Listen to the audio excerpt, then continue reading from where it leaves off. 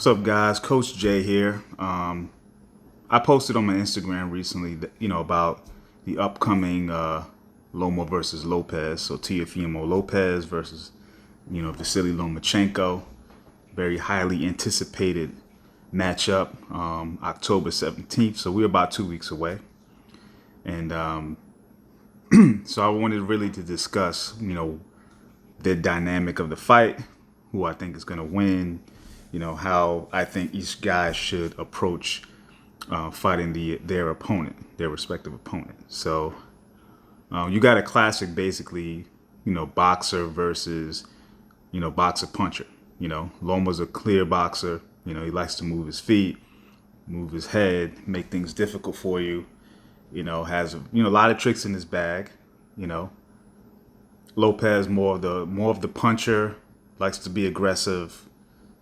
Has boxing skills too, but probably a little bit more on the brawler end of the spectrum of that boxer puncher profile. If I was coaching Lopez, what I would tell him is that you need to be aggressive.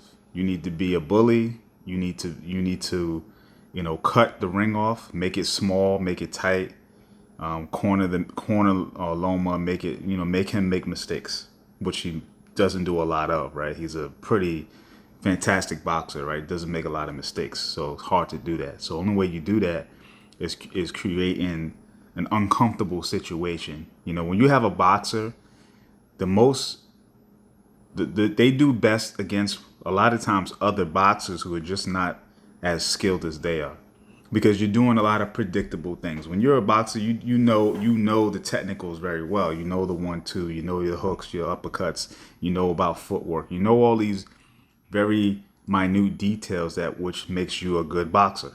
So if someone else is going to come to the table with using those very, dare I say, standard set of skills, they're going to be able to pick up on it very easily and pick it apart.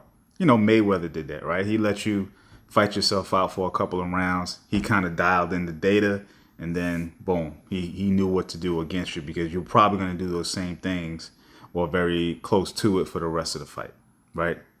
So in order to really confuse the boxer, you got to be unpredictable. You got to be a little wild. You got to have a pace that's changing rapidly. Like Maidana's first fight with Mayweather was a good example of that. He's a very wild puncher. Doesn't really have a style, right? He just goes and fights. He comes in shape, and he just tries to walk you down and just dare you to do something. And I think that if Lopez is going to be successful in this fight, he has to come out and establish that kind of tone. He's got to make Loma be, so far up on his toes that he's never gonna get comfortable enough to get, to try to embarrass you, right? Like he did with other fighters that he's fought thus far, you know. And so you gotta just mix it up. You gotta be a tornado at one point, and then be a dust up and just relax and make him do something and see what he's gonna do, and just you gotta change that pace up on him, constantly. And you got to put your weight on him. Lopez, I think, is the bigger guy in this fight, and I think that you just got to use that size. You got to put some power on. You got to make him feel something. You got to throw a hard shot and just know, even if the wind blows on your shot, you got to throw it just to make him feel like, what, I can't get too cute out there, because if I get caught with a punch, this could be over. You know what I'm saying? So that's my take on what I think Lopez should be doing. Now, in terms of Loma, he's got to establish his own pace, right? So he's got to establish, the boxing technique, right? He's not going to have the range, because I don't think he's the bigger guy, but he has to establish the distance in a way that makes sense for him. He's got to know that.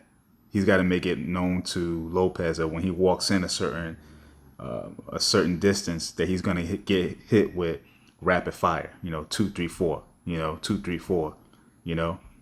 And keep Lopez kind of at bay. You got to calm that bull down And the only way to do it, you got to grab him by the horn. Sometimes you got to, pull out the matador skills and just make him do something to make mistakes, make him waste all his energy, because if he's gonna come out with that bull rush in the first couple of rounds, you want him to do that and waste all his energy, so that when you start coming on, and you're probably gonna be the one throwing more punches, you're gonna land cleaner, pick up the points, score, keep the rounds in your favor, start picking up those rounds and make it a tough fight.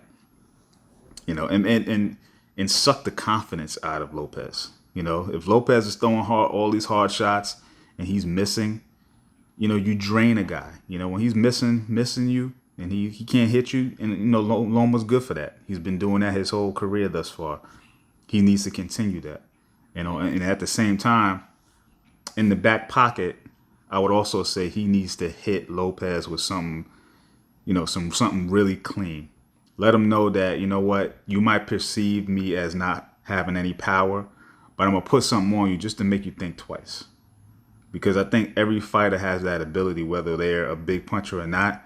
If you hit them clean enough, unexpected, that's when you can really kind of magnify your power. Because you may not naturally have the power, but there's ways to magnify the power just a little bit so that your opponent respects you and not just walk through everything you throw. Because that would be a big mistake. Because if Lopez can walk through your punches with no fear, he might take, your 2 or 3 to get his one good power shot off. And that is not going to be a recipe for you to win the fight. So I think that you definitely need to establish respect. Establish that respect, and I think that Loma has a good chance because of his boxing skills to keep him at bay. So yeah, that's my analysis, guys. Just real quick, just wanted to do that. Let me know what you think. Leave me a comment, subscribe, follow me, IG and YouTube. All right, Coach J out. Team Hazardous.